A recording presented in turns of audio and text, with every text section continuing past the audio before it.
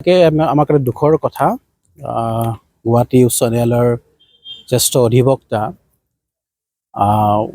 ৰাভা জাতিৰ আইনৰ বিধান দিয়া আটাইতকৈ ওখ মানুহজন শ্ৰী শব্দৰাম ৰাভা আমাৰ মাজৰ পৰা আজি বিদায় মাগিছে।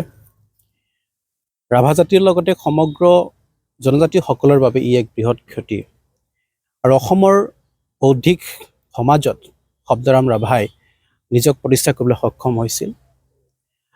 যেতিয়া জনজাতিসকলৰ যিকোনো আইনগত কথা, সাংবিধানিক অধিকাৰৰ কথা যেতিয়াই সৃষ্টি হয়, যেতিয়াই উদ্ভৱ হয়, তেতিয়া আমি পোনতে শব্দৰাভাৰ মুখলৈ আমি চাই পঠিয়াওঁ। শব্দৰাভাৰ কথা আমাৰ মনত পৰে।